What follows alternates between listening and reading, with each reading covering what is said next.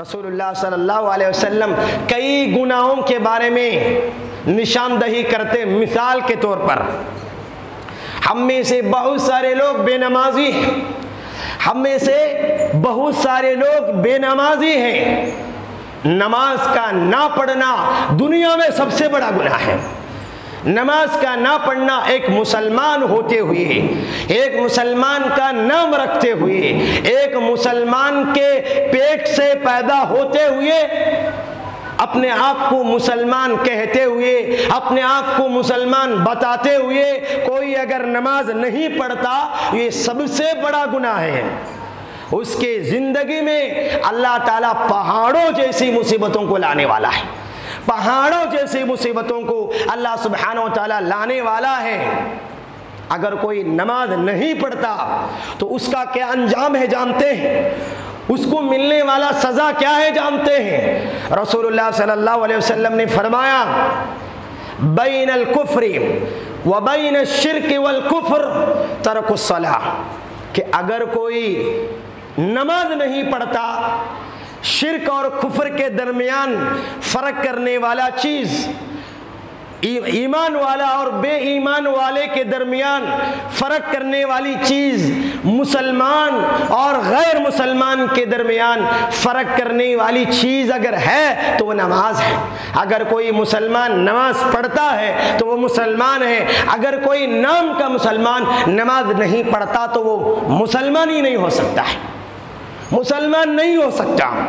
یہ دنیا کا نقصان، وہ دنیا کے اندر مسلمان نہیں کہلائے گا، وہ دنیا کے اندر مسلمان نہیں کہلائے گا، اور بلکہ اس کا آخرت میں بھی نقصان ہے.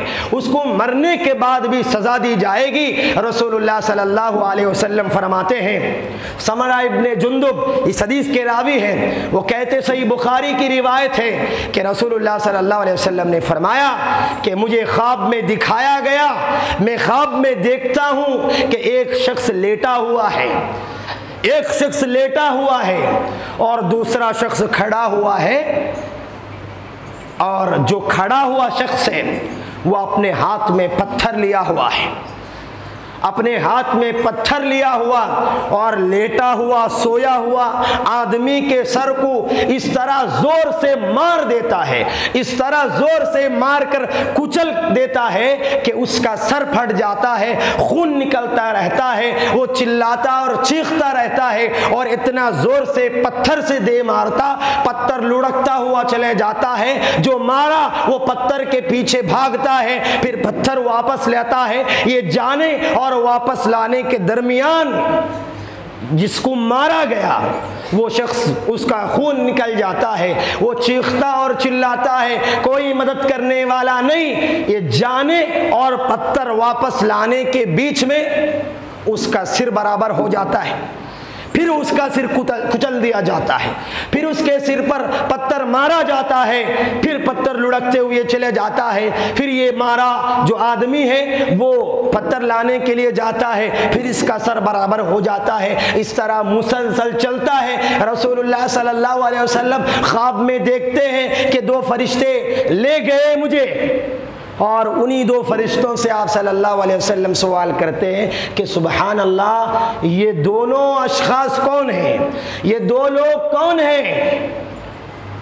تو فرشتے کہتے ہیں بعد میں کہ یہ وہ آدمی تھا، یہ وہ آدمی تھا یاخذ القرآن ویفرضہ وینام عن الصلاۃ المکتوبہ.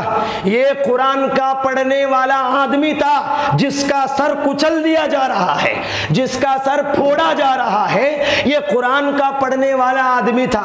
مطلب مسلمان ہے یہ غیر مسلمان ہے؟ بولو، مسلمان ہے یہ غیر مسلمان ہے.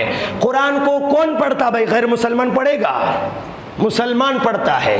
یہ قرآن کا پڑھنے والا آدمی تھا. وَيَنَامُ عَنِ الصَّلَاةِ الْمَكْتُوبَةِ، لیکن فرض نماز کے وقت سویا کرتا تھا. اللہ اکبر، فرض نماز کے وقت سویا کرتا تھا. لوگوں کی ماشاءاللہ ایک عادت کیا ہے کہ اب سوؤں گا اور بعد میں اٹھ کر نماز پڑھوں گا. ارے بھائی، جب سوتے ہو تو یہ سزا دی جا رہی ہے. نماز کے وقت سونا سستی کی وجہ سے، نماز کو ترک کرنے کی نیت کے ساتھ اگر کوئی سوتا ہے، ہاں نماز اگر بعد میں پڑھ لے تو کیا ہوگا؟ سستی۔ جو نماز کو چھوڑے گا اس کو اتنا بڑا سزا دی جائے گی کہ اللہ سبحانہ و تعالیٰ اس پر ایک شخص کو کھڑا کرے گا، مسلط کرے گا، اس آدمی کے لیے بھیج دے گا جو نماز نہیں پڑھتا، تو وہ آدمی آئے گا اپنے ہاتھ میں پتھر لیا ہوا، اور جو بے نمازی ہے، جو سستی کی وجہ سے نماز چھوڑتا ہے، اس شخص کے سر کو کچل ڈالے گا، خون نکالے گا، اس کے سر کو چکنا چور کر دے گا، جو بے نمازی اور نماز نہیں پڑھتا۔ یہ بے نمازی کا انجام دنیا میں کیا ہوگا؟ وہ دنیا میں مسلمان ہو ہی نہیں سکتا جو نماز کو چھوڑتا ہے۔ جو نماز چھوڑتا ہے وہ دنیا میں مسلمان ہو ہی نہیں سکتا۔ اور مرنے کے بعد اس کا سزا کیا ہے؟